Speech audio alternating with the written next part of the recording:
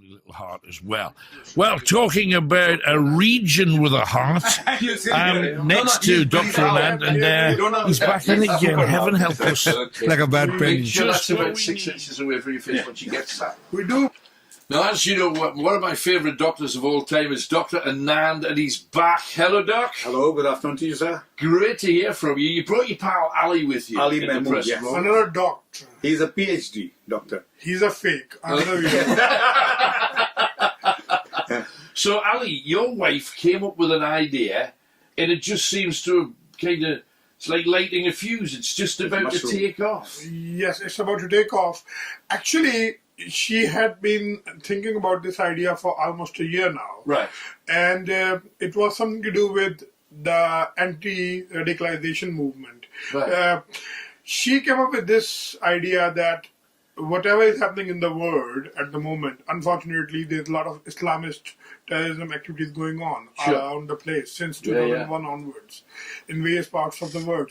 What it is doing is, it is causing Islamophobia on one end because of the negative stereotypes in the media. Yeah. On the other end, there is a lot coming in the social media, which is quite attractive to those people who have lost family life or who have been left out by their communities, and they find it attractive to go and spend the rest of their life in Afghanistan or Syria somewhere.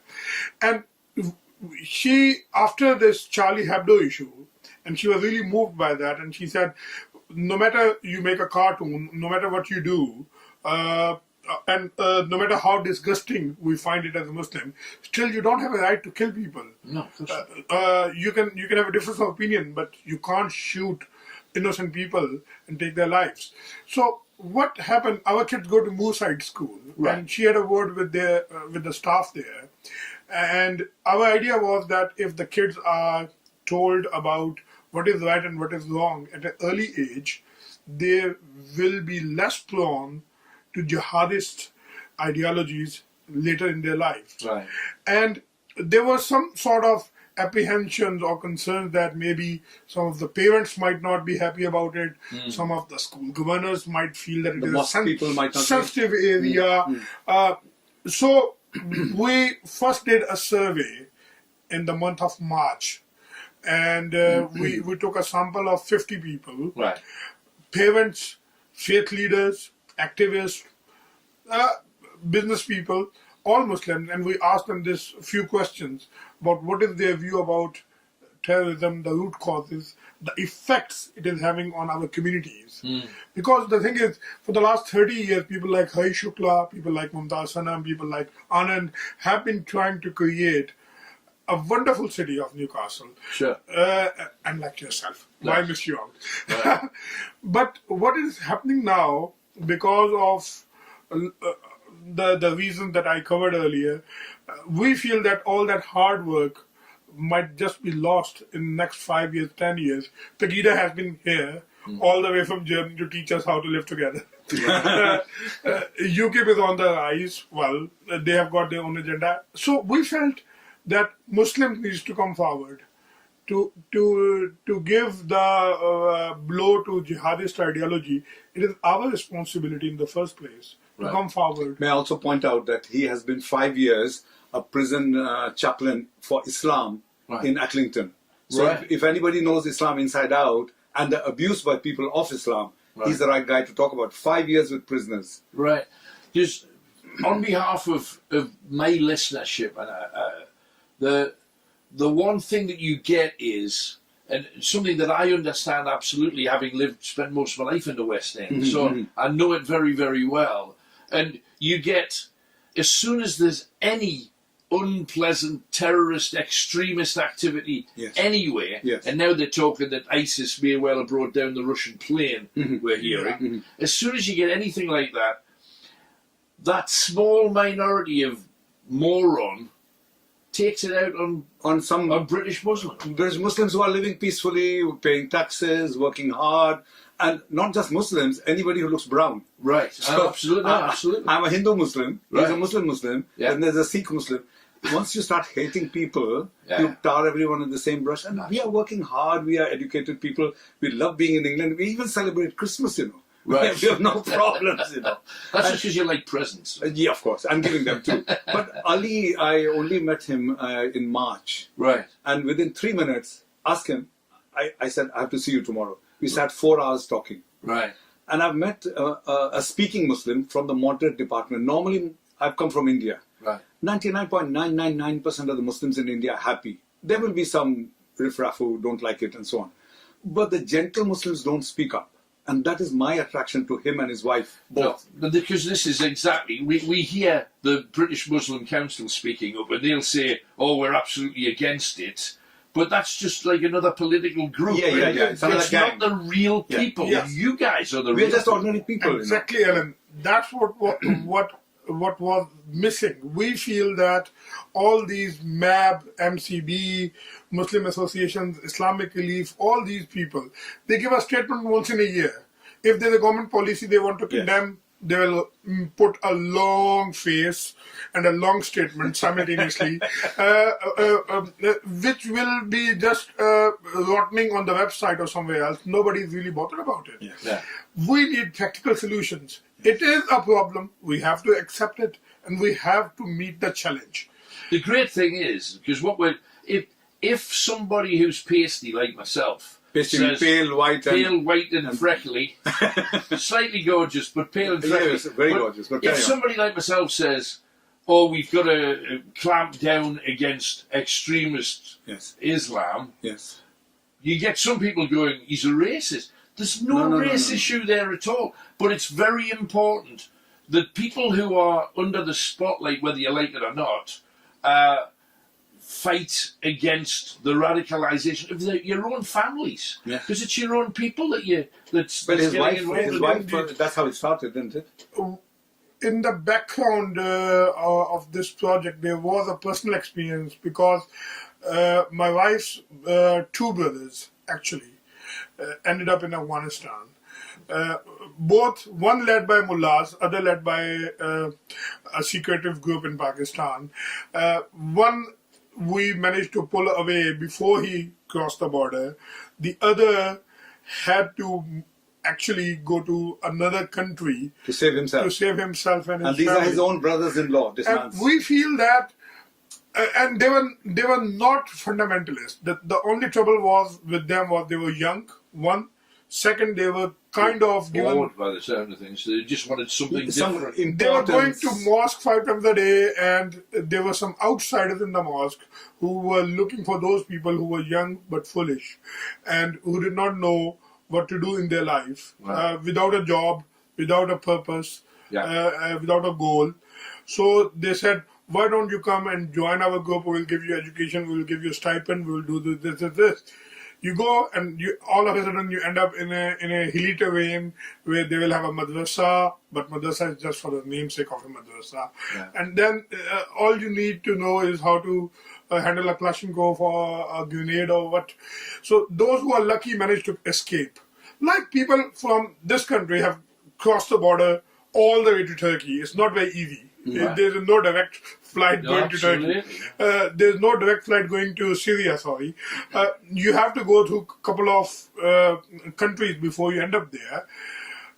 They were having a very happy life here, family life. Some of them were business people. Some of them were educated enough to understand. But you know, when you say about the radicalisation of people, and you describe these loners who they're a bit bored, they're not working, they haven't got a focus in life, maybe they haven't had the right messages, or somebody from outside the mosque picking on them, but that's exactly how white racists find the people to join those. So people who feel insignificant are very easy prey, young minds, idealistic minds. They say if you're not a communist till the age of 35, you're stupid, and if you're a communist after 35, you're stupid. It's a bit like that, you know. If you look at TED Talks, there's a lady who went and studied suicide bombers, and she sees a lot of poor people with no education, no life, no WhatsApp, no sexy Facebook, and somebody says, I'll give you life. The parents know what's going to happen.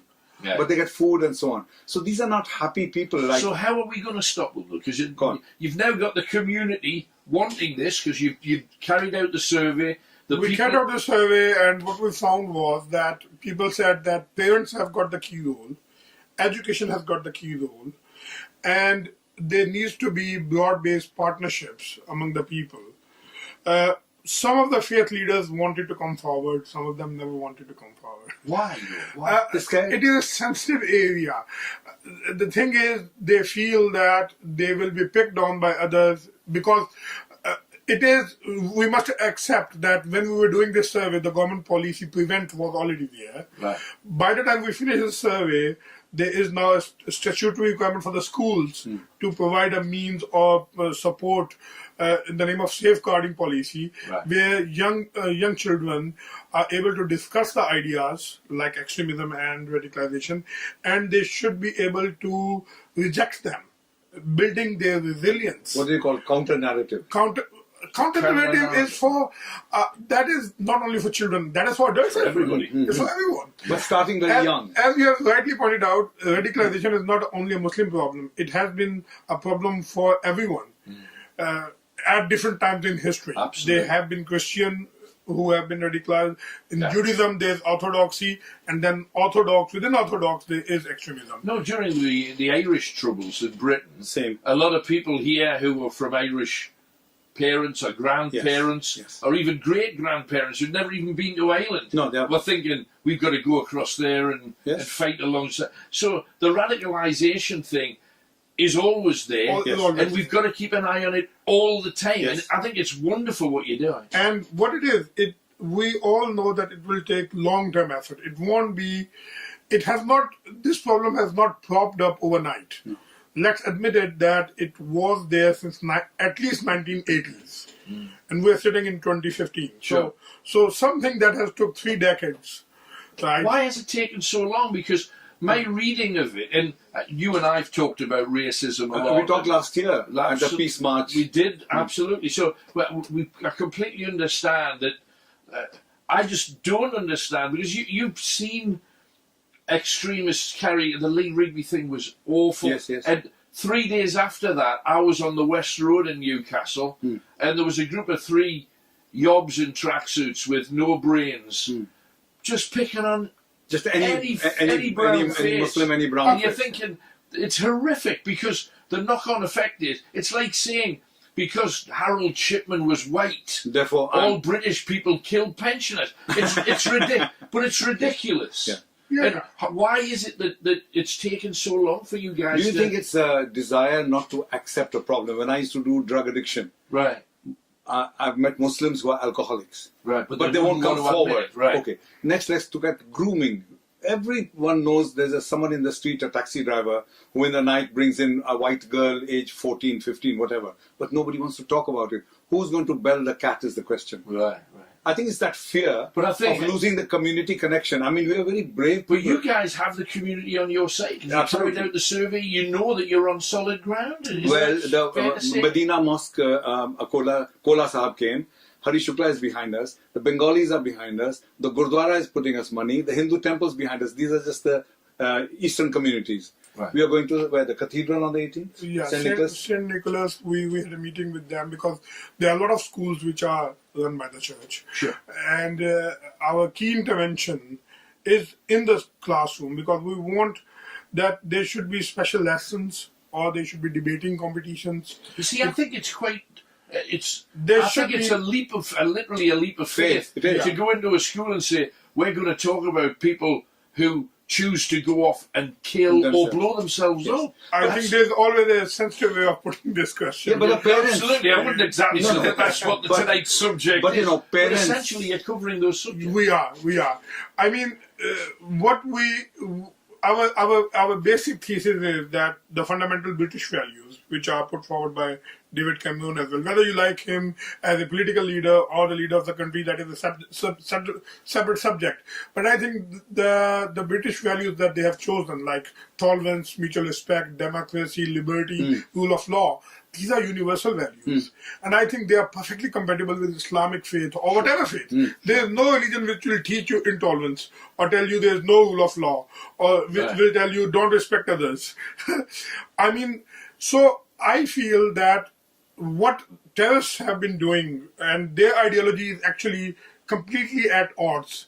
They teach you actually dictatorship, intolerance, mistrust, treason, war, battle, you name it. I mean, fear, mistrust, ignorance, violence. These are their ideologies. So there is a conflict of ideology, basically. And when we go into the school, we actually go with this message that open up your brain and tell us which one you would prefer. Would you like to be a tolerant adolescent, or you would like to be somebody who hates others, or be a bully? And this is the way you can open up the discussion, and then you can reach, obviously, this point that do you think it is okay for somebody to go in the market and blow himself? Just blow someone up at random. My kids have, I mean, at the moment, we defined our approach in 4 phases. Because I have some experience of community development work as well, working in Pakistan and in this country as well. I came here to do a PhD originally. I finished in 2009. So that has helped me to understand that when, like you have said, when a project is implemented by the community with its ownership, it is more likely to be successful as compared to something being imposed by the government.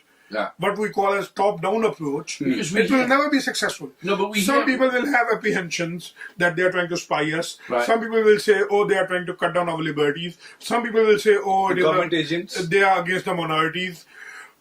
We met anti-terrorism police and they said, we are doing this for the last 7-10 years. We try to go to schools, but there is only a limit we can go. Because the brown children and brown parents see the white policeman as someone putting them down. Absolutely. So it is very nice that 2 Muslims in particular are actually leading it. I'd like you to have a listen to one of his sons speaking. This is a 6-year-old boy. I'd love you to hear him out. Let's have a listen to it. Less war, less violence, and terrorists fight the terrorism, and life will be happy for the next year or the next term of the people there will be. So that's 6-year-old. 8-year-old. We are here because of Arman.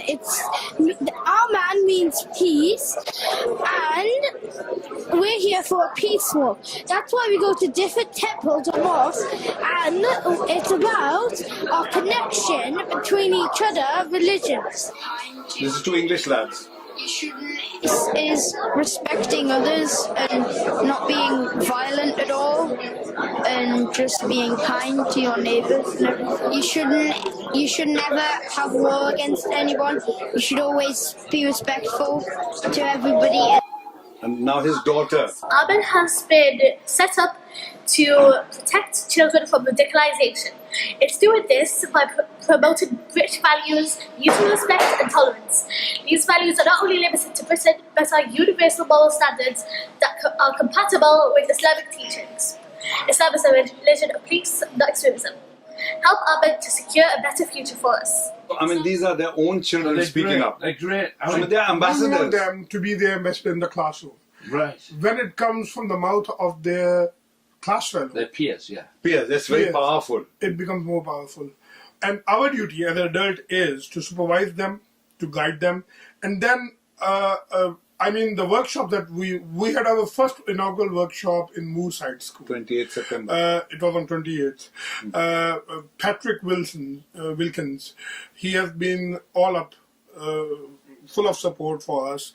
And we feel that if we try to have workshops with parents and school teachers and us sitting together, we can devise innovative ways how we can engage. Like games, icebreakers. To get the message across. I want to ask you, first of all, I'm absolutely in support. I think it's a fantastic thing, and I think everybody, irrespective of what community they come from, because we've got up here, we've got Chinese communities, Polish communities, Arab communities, we've got all kinds. Serbians, Russians. Thank heavens, we're a beautiful mongrel race here in Britain. But the question I want to ask you, and honestly, the pair of you, please, why do you love us? Because what I see of white people interacting with you on the streets, you put up with horrific behaviour sometimes. But we mix with nice white people too. I'm speaking to one of them. Most people are, I think, seek and thou shalt find. If you go at 2 a.m. To a football match, you'll meet thugs and drunks. But if you're mixing with, having been a GP, I meet only nice people. Right. So my view of the white people is quite different.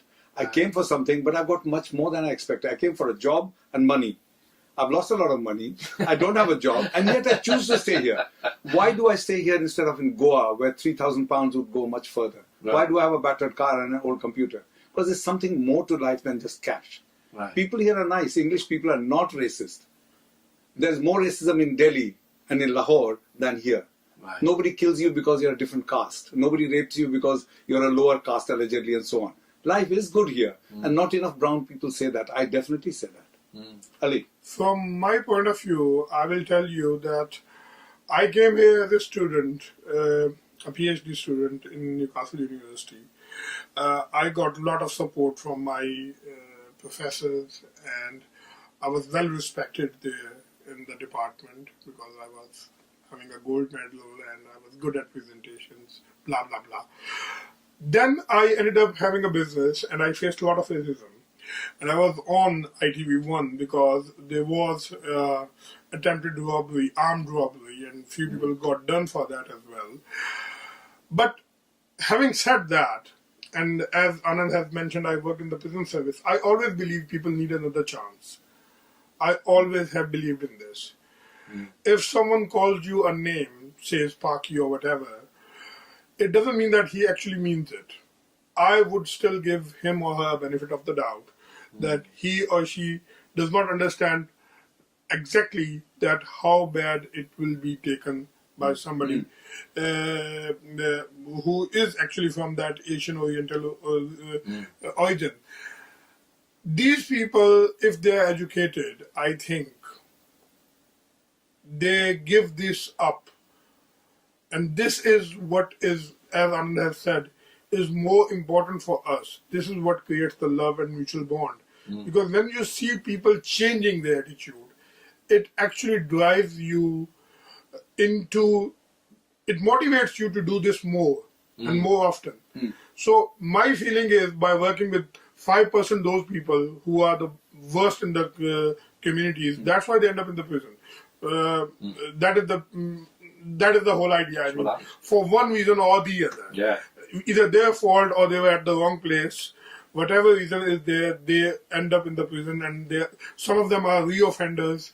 And I was used to sit with them in the cell for hours and hours, going through their life histories.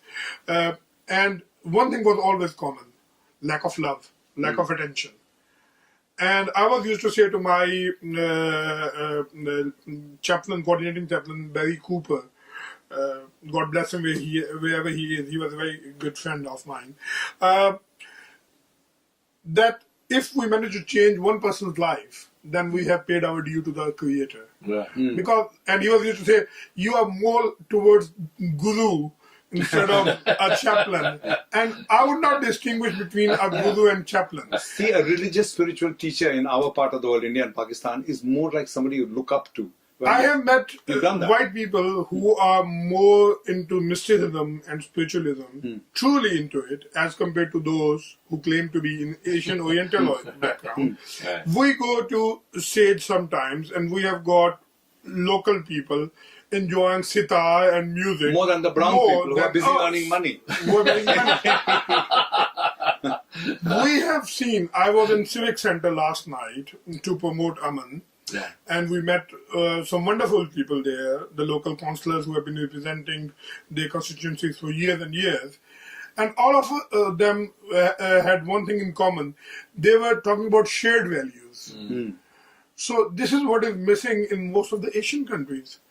If a Gora, a white person, goes on the street of Lahore or Delhi, the way he is, all the mob will come just to touch you and see as if you have come from the Mars, because there's a lot of lack of education as well in that part of the world. So I think I would not exaggerate the amount of troublemakers that we may find. I have been living in Newcastle for the most part of my stay in this country. I came in 2002. So for the last 13 years, I would say Newcastle is a wonderful place. You've done amazing with your children. Your children are bright. Lot of good people, lot of support has enabled us to raise our children the way we wanted them. But do you know that Hassan, the second son, said to the mother, "Mom, do you realize the consequences of what you're doing?" Wow. This is an 8-year-old saying, "You will never be able to go back to Pakistani Muslims, how will you go to Pakistan? Because one idiot it takes to give them trouble." Yeah. So they have taken a lot on. But his wife also, and I'm sure, hope you'll meet her sometime. Yeah. She says, I can't not do this. It's our responsibility. I mean, it's courageous, but it's right. Yes, exactly. Being a moral person, I think it is our responsibility to contribute something towards the society.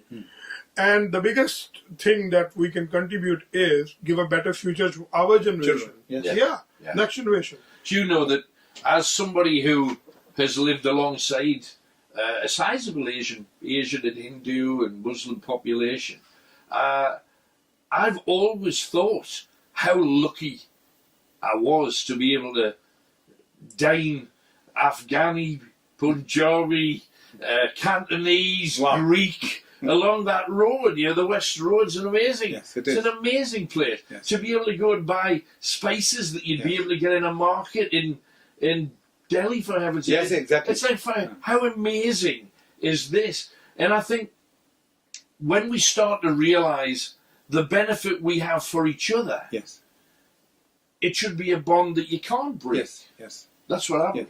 Well, Newcastle is that special because there I believe only two other such organizations. Yeah, there's not a lot of work being done in this area. In radicalization, I mean, some of the projects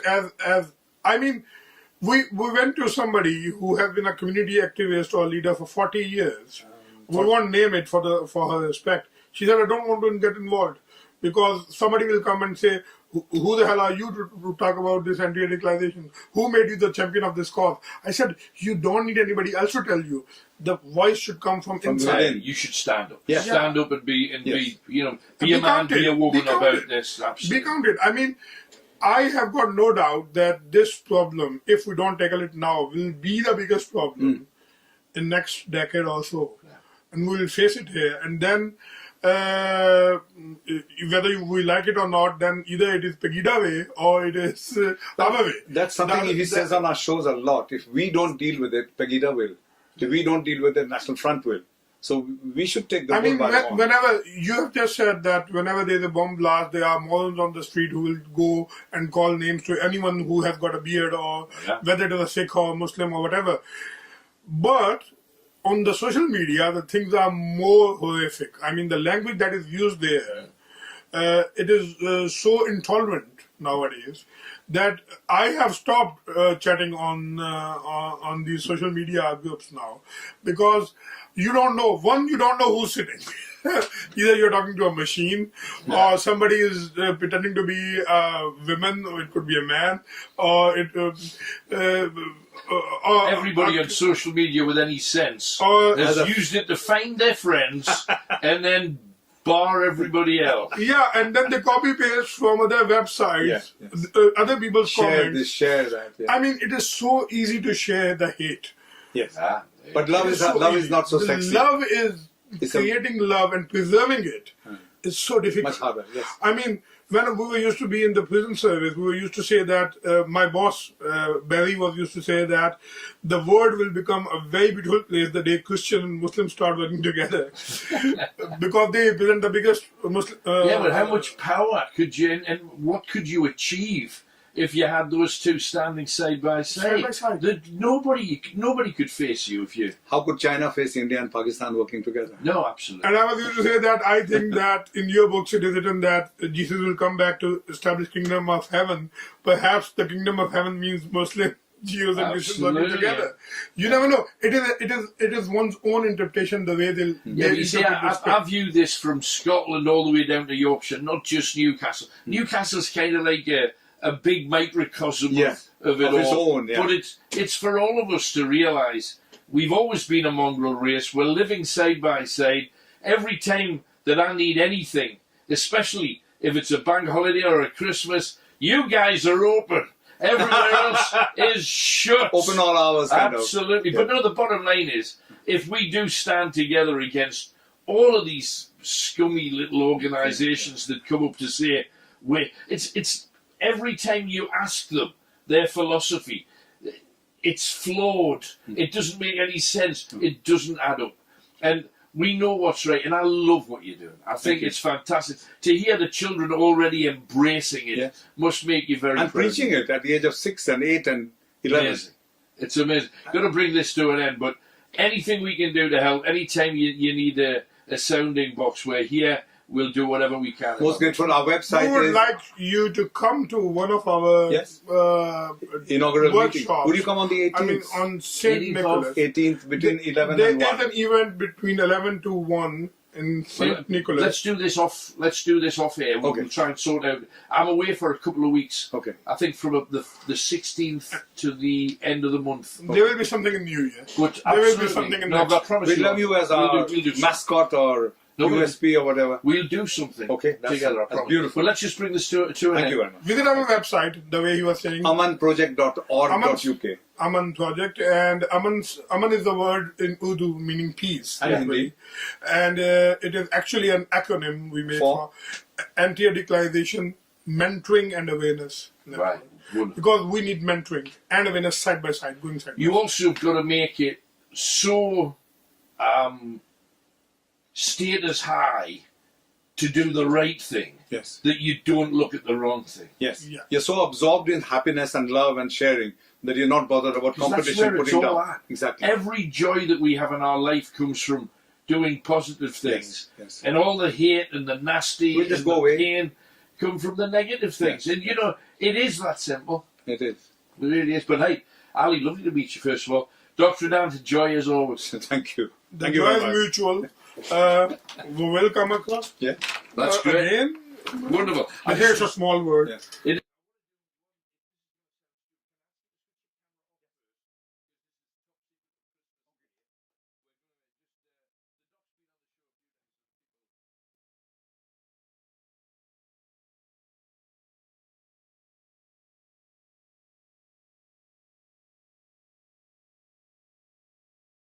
In trying to create a wonderful city of Newcastle. Sure. And like yourself. Why miss you out? Right. But what is happening now, because of the reason that I covered earlier, we feel that all that hard work might just be lost in the next 5 years, 10 years. Pegida has been here all the way from Germany to teach us how to live together. UKIP is on the rise. Well, they have got their own agenda. So we felt that Muslims needs to come forward to give the blow to jihadist ideology. It is our responsibility in the first place to come forward. May I also point out that he has been 5 years a prison life in Afghanistan or Syria somewhere, and she, after this Charlie Hebdo issue, and she was really moved by that, and she said, no matter you make a cartoon, no matter what you do, and no matter how disgusting we find it as a Muslim, still you don't have a right to kill people. No, you can have a difference of opinion, but you can't shoot innocent people and take their lives. So what happened? Our kids go to Moorside School, and she had a word with the staff there, and our idea was that if the kids are told about what is right and what is wrong at an early age, they will be less prone to jihadist ideologies later in their life. Right.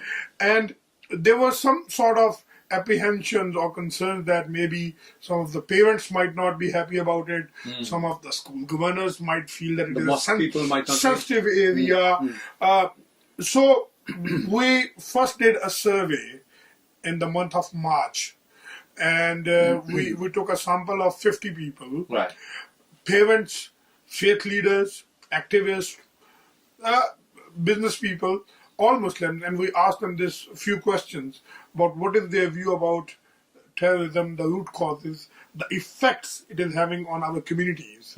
Because the thing is, for the last 30 years, people like Hari Shukla, people like Mumtaz Sanam, people like Anand have this idea for almost a year now. Right. And it was something to do with the anti-radicalization movement. Right. She came up with this idea that whatever is happening in the world at the moment, unfortunately, there's a lot of Islamist terrorism activities going on around the place since 2001 onwards in various parts of the world. What it is doing is, it is causing Islamophobia on one end because of the negative stereotypes in the media. Yeah. On the other end, there is a lot coming in the social media, which is quite attractive to those people who have lost family life or who have been left out by their communities, and they find it attractive to go and spend the rest of a lovely little heart as well. Well, talking about a region with a heart, next to Dr Anand, and he's back in again. Heaven help us. Like a bad penny. Just about 6 inches away from your face when she gets that. we do. Now, as you know, one of my favourite doctors of all time is Dr Anand, and he's back. Hello, Doc. Hello, good afternoon to you, sir. Great to hear from you. You brought your pal Ali with you. Ali in the Mehmood, press yes. room. Another doctor. He's a PhD doctor. He's a fake. Another video. So, Ali, your wife came up with an idea, and it just seems to have kind of, it's like lighting a fuse. It's just about to take off. Yes, it's about to take off. Actually, she had been thinking about